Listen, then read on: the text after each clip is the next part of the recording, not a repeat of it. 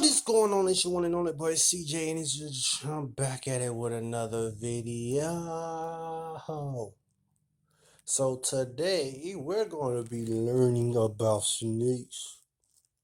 Snakes. Oh Lord. Oh Lord. Snakes. You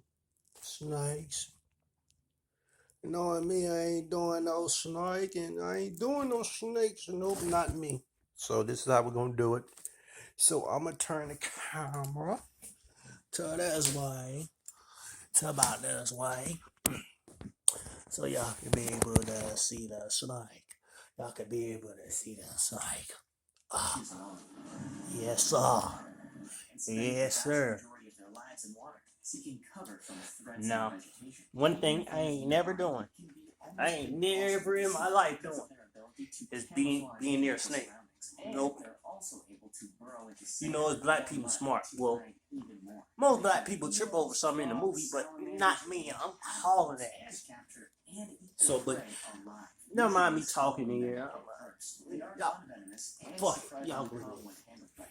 Which is part of the reason why so many have been. Y'all comment down below what y'all want me to see next, man. I'm just behind y'all, so y'all won't be hating. Wagner's viper is a species of snake that is native to eastern Turkey and across the border into northwestern Iran. It gets its name from the first explorer to capture a specimen in 1846, Moritz Wagner, and has taken on somewhat of a legendary status in the region because of its rarity. They live in the mountains at altitudes of between 5,200 and 6,200 feet and tend to stick to the undergrowth whenever possible. They are venomous, although not particularly dangerous to humans, and they use their toxins to kill small mammals and birds that they can then take their time to eat. Wagner's vipers grow up to 37 inches long. Nope, not me. Nope. With lighter colored blotches along their bodies. Not me. Normally, there are stretched blotches on their heads that look like a V shape, and they often also have a stripe that runs from the corners of each eye to their mouths. The main reason this species is threatened is because of their capture for sale as pets, and because of the construction of dams in the region that have destroyed large amounts of their natural habitat. Conservation programs take place in zoos around the world, such as the one in St. Louis, where 9 were born in 2013. Number 12. Golden Lancehead Viper. The golden lancehead viper is a species of pit viper. Nope, not me. I promise you. Nope. And deadly snake in the world. It's a good thing that they only live on one small island offshore from Sao Paulo State in Brazil. So humans very rarely have to deal with them. The island separated from the mainland tens of thousands of years ago, which meant that this species evolved independently to its close relations on the continent. They have very few food sources, but the island is the resting place for flocks of birds, and this is why the venom has become so powerful. The snakes have a limited time in which to bite their prey, and the effects of the toxin have to be fast-acting to ensure it dies before it has flown too far away. Resident birds know to avoid the snakes. Growing up to 48 inches long. Hell no. Nope. Thousand of them on the 43-acre. CJ, why you don't like snakes? If it ain't human, I ain't going near it. I promise you.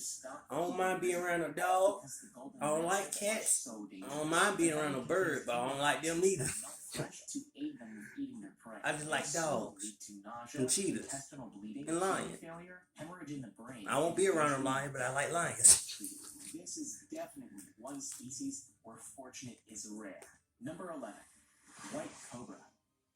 Snakes are normally colored to blue. And I ain't damn sure ain't fucking with no cobra. That can affect them, which means that their bodies lack pigment albinism and leucism. All snake species can be born with either of these, and it's thought to be far more common in them than any other type of animal. Despite this, they are incredibly rare. Not me. Because without their camouflage, it's much more difficult for them to effectively hunt, and it's much easier for predators to find them. White cobras are some of the most amazing ones to see, and they are otherwise no different from normal cobras. They still have the telltale hood and potent venom, but are though too seldom live past the second day after they've hatched.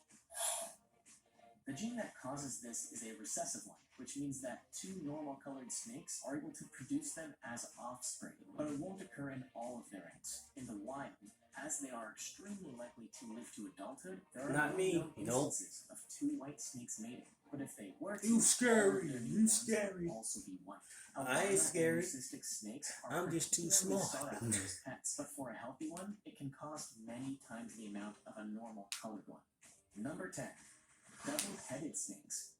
They say Is that two even a heads are thing? better than one, but in the case of snakes, Bro, nah, that's this fake, isn't bro. That's always fake. necessarily true. There's a condition called polycephaly that is more common in them than most other animals, and this can result in them being born with more than one head. This unusual formation begins in the embryo and happens for the same reason that conjoined twins do. There's a fault in the way the cells split in a single egg, and this leads to the development of two or more heads. The chances of survival of each individual depend on the extent to which the polycephaly has taken place.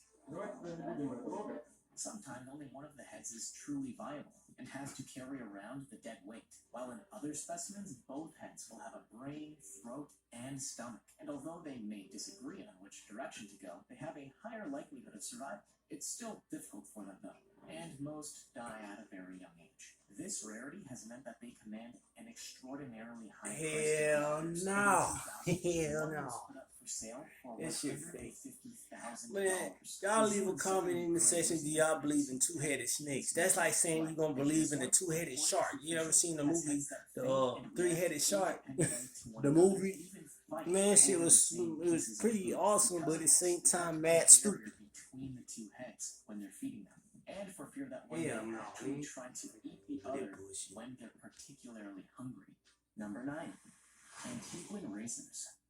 Native to the Caribbean islands of Antigua and Barbuda, Antiguan racers were once a prevalent species, but following the introduction of predators such as mongooses and rats when settlers arrived on ships in the 19th century, the numbers plummeted. In 1995, there were only estimated to be 50 individuals still alive in the wild, making them by far one of the rarest snake species in the world. But a concerted conservation effort has managed to turn this around in recent years. They grow to be around 3 feet long and can be a wide range of colors, such as white, red, brown, and black in all shades. They are a gentle species and pose no threat to humans at all. Feeding mainly on lizards at night, their coloration means that they look like fallen leaves, so they will typically hide in the undergrowth until a meal walks past, and then will leap into action. Antiguan racers have now been introduced to some of the smaller Antiguan islands. Nope, not me. And after removing the invasive predators from these pieces of man, I'm getting tired of this show. What you gotta quit for this? Because survey estimates there to be around 1,100 of them now. While this by no means implies that the species.